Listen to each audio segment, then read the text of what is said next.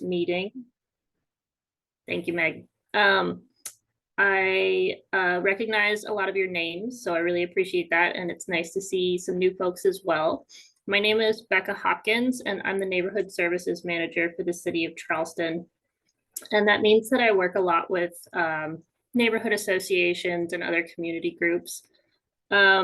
One thing that we've been kind of trying to do over the past couple of years is just figure out how we can make some of our city processes more accessible to people. And so what we've been doing is we've been doing this series of webinars about different components of the City of Charleston and what we do and how decisions are made and stuff like that, and how residents can get involved. So I'd like to quickly introduce my coworkers who are on the call. We have our Deputy Director of Livability and Tourism, Amy Sutherland. We have one of our code enforcement officers, Daryl Wright, who's kind of on the ground with a lot of the stuff that we're going to be talking about today. And then we also have my boss, Meg Thompson. She's not feeling super well, but she is running our tech for us, so she's going to keep her camera off. And we have the Deputy of Livability and Tourism, Dan Riccio. So just as a reminder, please keep yourself on mute until the end. We'll do a Q&A. During the Q&A, if you can just use the little hand raising function, or you can ask your question in the chat, and we'll prompt you to unmute yourself. If you have a question during the presentation, just put it in the chat, and we'll either save it for the end, or if it's particularly pertinent, we'll make sure to answer it in the moment. With that, Amy, are you ready? All right, cool.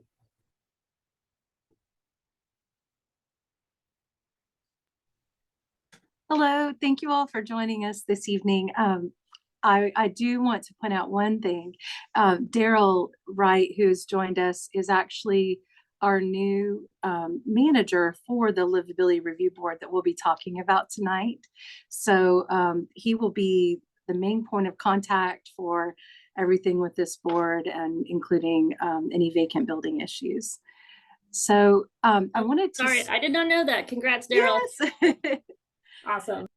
I would like to start by just talking about vacant buildings, how they impact our neighborhoods, and what our goals are related to them. So Becca, we can go to the next slide if you would like. So the goal with vacant and abandoned properties across the city is to return them to viable housing stock. We would really like to see these homes used again. So one of the issues that we have, especially with historic properties, as you're all well aware, is that sometimes people will purchase properties and they will just let them sit for years, hoping that they will fall down. So we call that demolition by neglect. We really would like to avoid that at all costs, but it is difficult to determine whether this neglect is willful or due to a lack of means on the part of the property owner. So vacant and abandoned properties are a threat to our historic fabric, of course, because of this.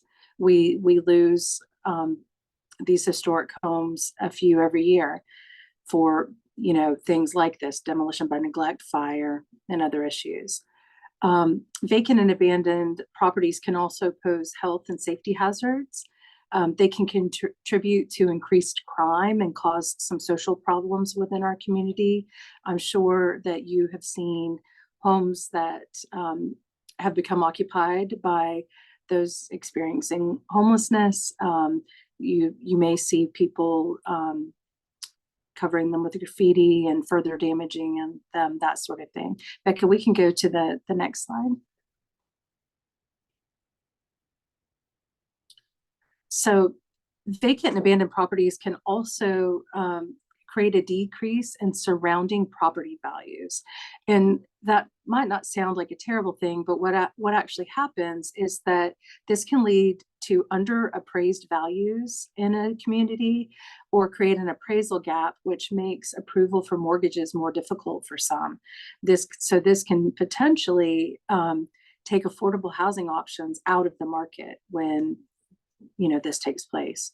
Vacant and abandoned properties are also costly to the city through administrative, legal, staff labor costs, and additional costs through police and fire response to the properties. And then another cost to the city is a loss of tax revenue for these properties and a decrease in, of course, the property values, as we mentioned a moment ago. So what do we need to do to help with this? So some of the supporting tasks, we would like to enact laws to discourage the willful demolition by neglect, create programs to assist those who need it, complete a neighborhood-based survey of vacant properties. We're currently working on that, and we'll talk about that a bit more in a moment. And then creating code cases for each vacant property. And this is just a way for us to better communicate with property owners, with other departments, and a better way for us to track the condition of the property and, any interaction we've had with the property owner about their plans to remedy the vacancy in the future. So over the years, the city has seen a decrease in the vacant buildings. So going back to 2011, we were monitoring 386 vacant buildings. That was reduced in 2017 to 257, in 2022 to 219, and currently 199. These numbers are, moving as we complete that vacant building survey that we talked about. So 199 may actually be a bit lower. We erred on the higher side of things as we won't be sure until we complete those surveys. So this is just a little snapshot of what it looks like. This map is pulling data from all of those open cases we have. So you can see generally where they're located, of course, predominantly downtown, but they do extend into West Ashley and other areas of the city as well. So currently we have 159 cases open.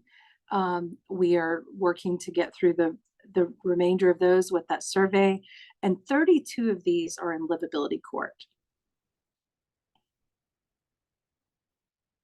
So this is an example of what our goal is. The image that's on the left is from 2014. This property is on Ashley Avenue.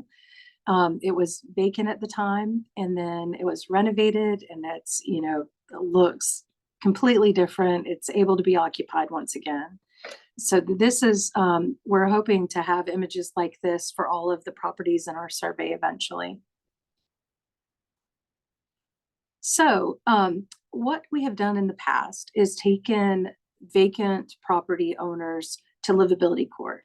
So we're writing them a summons and taking them through this court process, which started a time clock. It gave them 12 months.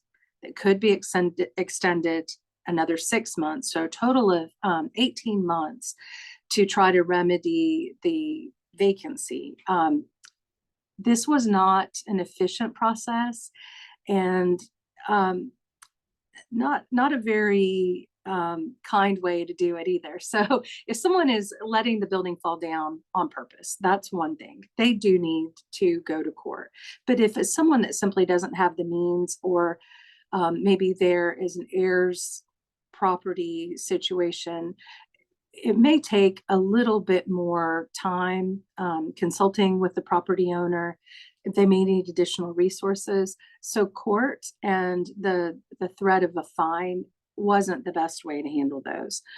So our director, Dan Riccio, had the idea of reviving a board called the Livability Review Board to address these issues. So this is going to take most of the vacant cases out of livability court, and we'll bring them before a board, and we'll talk about the makeup of the board in a moment, but it will allow for more resources and options for the owner. So the Livability Review Board can be convened for the abatement of vacant structures and any other public nuisance violation prior to court action or at the determination of the judge with pending public nuisance or vacant structure violations.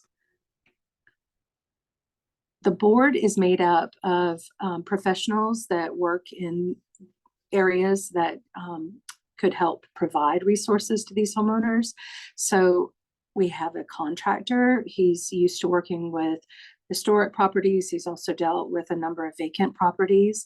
We have an attorney that is working in estate planning and probate court issues. So she can help the folks that have heirs property concerns. She can help assist them and guide them.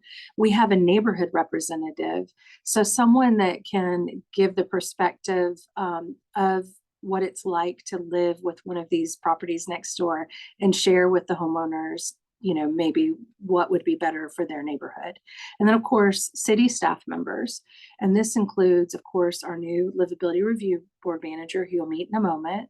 We have housing and community development staff, building inspection staff, of course, someone from our preservation staff, livability staff, myself, Dan, and another officer work with the board closely. And the point is to bring all of these people together so that we can hear from the owner what their intentions are. We can give them possibly additional resources, housing and community development. They have loan options that may be more affordable than market rate loans to help in these renovations. Building inspections may be able to guide them on whether the building should be demolished or can be renovated. Of course, preservation staff to guide them through the process if it is a historic structure, on how to protect it, and then whether it would even be eligible for demolition or what may be required of them to renovate it. Let's go on to the next slide. So our very first meeting was held last August, and we have to date met with 11 property owners, or 11 properties with multiple owners in some cases. So the three properties that you see at the top are some of the properties that we met with. One was a fire, some others, a family member passed away. They're trying to find the heirs, that type of thing. We can move on to the next slide. And this is an example of one of the cases that we have met with through the Livability Review Board. On the left, you can see that there are a number of issues, livability issues. We have overgrowth. What you can't see in this image is that you could not even walk down the sidewalk. It was so overgrown. There's an abandoned vehicle. The vehicle didn't even belong to the property owner. And then you can see that many of the windows and doors were accessible so people could get into the structure. So on the left, you can see that it is not renovated yet, but there's been some progress. So at least the overgrowth is being managed. The building has been boarded, so it's not as easy to enter the structure. And this particular property will have to go through the Board of Architecture review for renovations, and they have started the process of talking to that staff about what they need to do.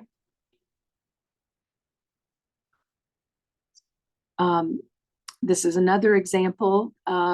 This home, nothing was boarded. It was very easy to access the property.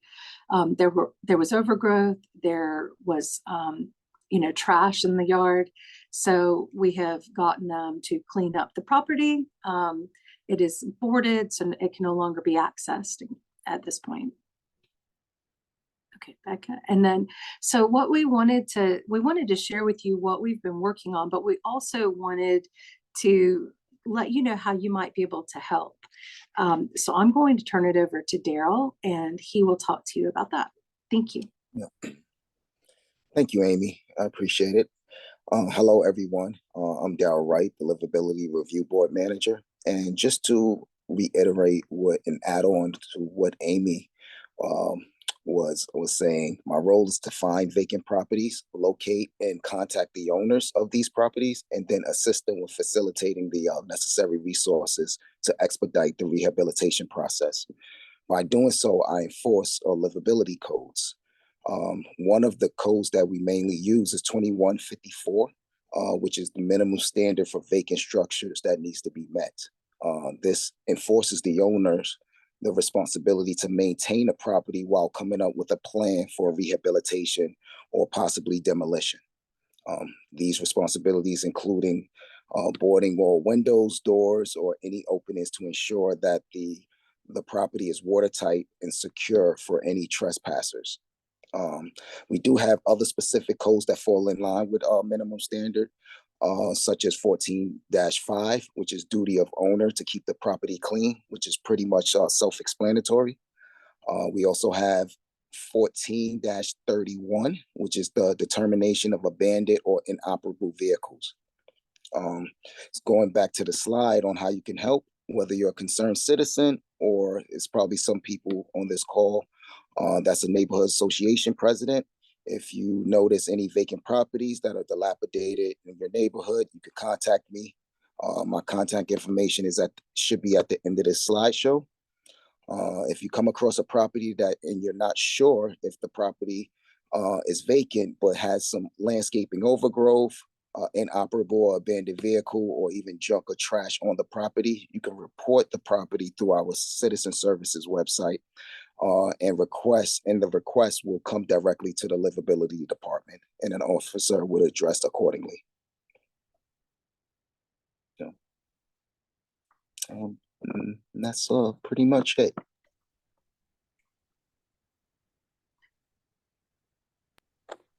Okay. So Oh, go ahead. we Amy. would love to answer any questions you may have as well. As a reminder, if you do have a question, you can drop it in the chat. It doesn't look like we have a ton of attendees, so if you want to unmute yourself and ask a question, that's fine too.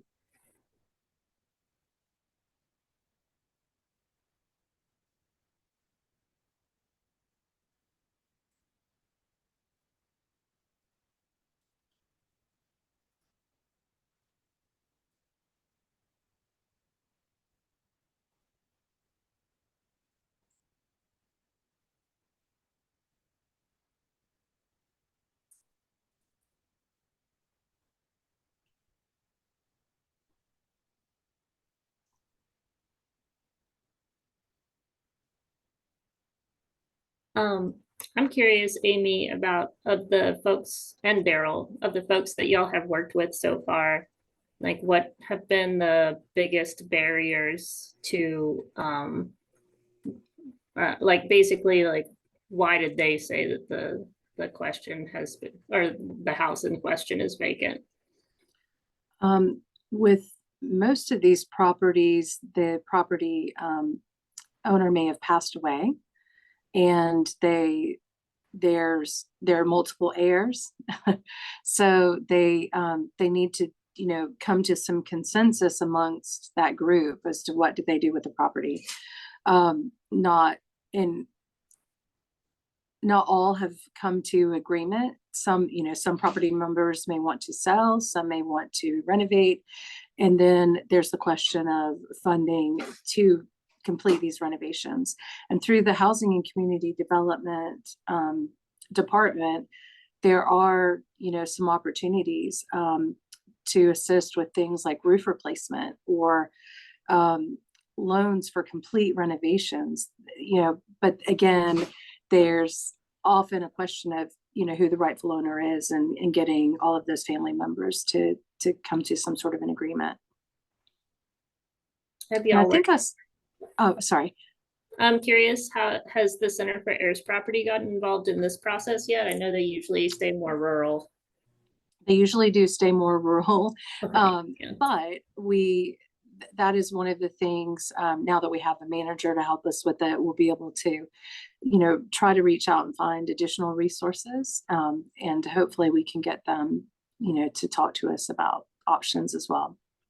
Very cool. And I saw that someone in the chat asked about a specific property.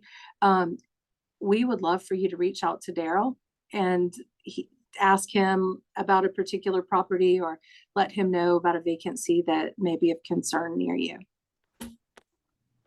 Yes, absolutely. Yes, Suzanne, yes, you can contact me. And if you leave your number, I could give you a call and we can speak about the property. I could chime in if you don't mind, Becca. Go for it. Yeah, first of all, everybody's doing great.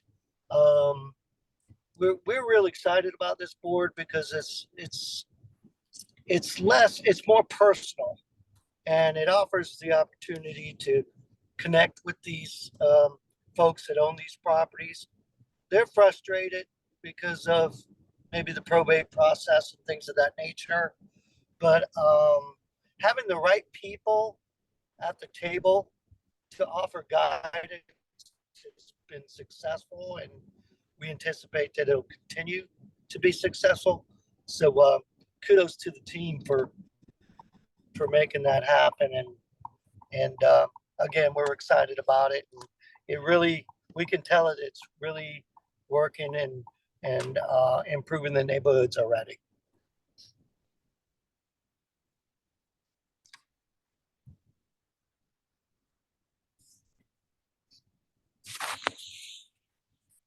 Marie Turner says, I think the Citizen Services Desk information helps my concern. We live in an area with students where recycled trash cans and multiples are left on the street 24/7.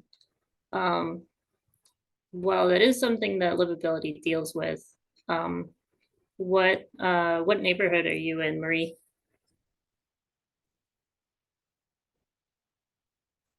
Charleston Village.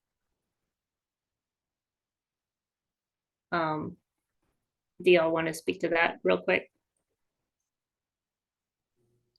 Sure. Please, contact our main line. Let Jack, who will answer the phone, know. We can send someone out to look. You can also submit requests through the online system. I believe that Meg gave you the link there. And if it is a specific property, specific street, that it sounds like it's an ongoing issue, please let us know and we can be sure to monitor it more closely.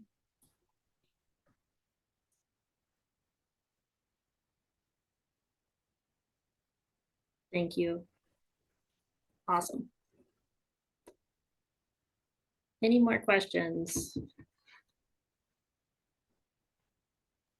I just want to let folks know, because I was flying pretty fast with some of those links, we will be sending those out to you all as follow-up. And I've also included links to some of the other things that have been mentioned, like the homeowner rehabilitation program through the City Center for Heirs Property, just in case you guys are interested in learning more about those.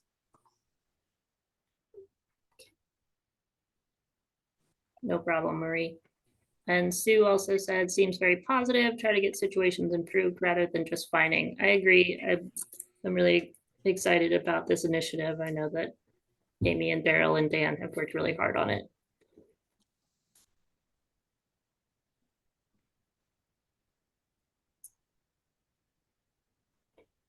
Pamela, go for it. Yeah, hi. So I received an email about the new code that has been reviewed for ordinances. Is this a meeting where y'all are going to talk about that or no? Pamela, are you talking about the zoning code rewrite? Yes.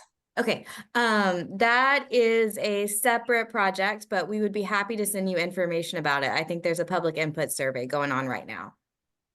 Right. And I was wondering, are there any other avenues to be more involved or get updates regarding that project? Absolutely.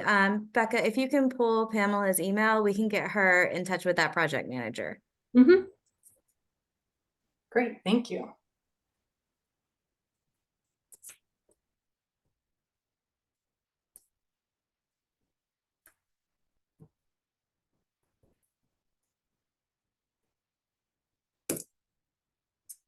Okay, any other questions, y'all?